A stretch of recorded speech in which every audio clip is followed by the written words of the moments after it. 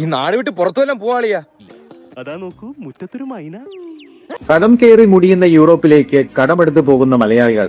നോർവേയിൽ താമസിക്കാൻ കൊള്ളില്ല, ഇവിടെ നിന്ന് രക്ഷപ്പെട്ടോളൂ എന്ന് പറയുന്ന നോർവേക്കാര്.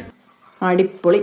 അതേസമയം ഉള്ള പറമ്പും സ്വത്തുമൊക്കെ വിറ്റ് അവിടേക്ക് വെട്ടിയും തൂക്കി പോകുന്ന മലയാളികൾ. അതാണ് ഇപ്പോഴത്തെ ട്രെൻഡ്. കേരളത്തിലെ പിള്ളേരെ സ്വഭാവമൊക്കെ മാറിപ്പോയി ഒരുപാട്. അതെല്ലാം കുരിശാവാനുള്ള കർത്താവേ. ശരിയാ, കുറച്ചുകൂടി കേറി നിന്നാ അത് കറക്റ്റാ. 2026 യൂറോപ്പിലേക്കോ കാനഡയിലേക്കോ ഓസ്ട്രേലിയയിലേക്കോ കുടിയേറുന്നതിൽ വല്ല അർത്ഥമുണ്ടോ?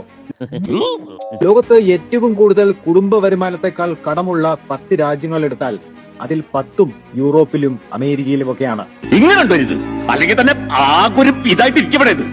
അതായത് ഉയർന്ന ജീവിത ചെലവ് കാരണം പണം സമ്പാദിക്കാൻ ഈ മനുഷ്യർക്ക് സാധിക്കുന്നില്ല. കിട്ടുന്ന പണത്തിനേക്കാൾ അധികമാണ് അവരുടെ ചെലവ്. Denmark, Norway, Switzerland, Canada, Australia, UK ഈ രാജ്യങ്ങളിലൊക്കെയാണ് ഏറ്റവും കൂടുതൽ കടബാധ്യതയുള്ള ജനങ്ങൾ ജീവിക്കുന്നത്. എന്ത് പറ്റിയടാ? ചായ നെറുകന്തലേ കയറി ബ്ലോക്ക് ആയതാ. നിങ്ങളുടെ ലക്ഷ്യം പണം സമ്പാദിക്കുക എന്നതാണെങ്കിൽ ഇനിയും ഈ രാജ്യങ്ങളിലേക്കൊന്നും പോയിട്ട് യാതൊരു കാര്യവുമില്ല. അവിടുത്തെ ജീവിത ചെലവും ടാക്സേഷനും നിങ്ങളെ പിറകിലേക്ക് വലിക്കും.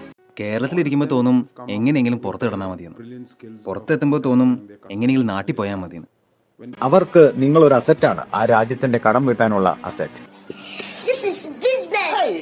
യൂറോപ്യൻ രാജ്യങ്ങൾ സമ്പന്നമാണെന്ന് പറയാം, പക്ഷേ അവിടുത്തെ ജനങ്ങൾ കഴുത്തറ്റം കടത്തിലാണ്. ആരൊക്കെ എന്തൊക്കെ പറഞ്ഞാലും വെള്ളവും മണ്ണും പെണ്ണും നമ്മുടെ നാട്ടിലെ തന്നെയാണ് നല്ലത്.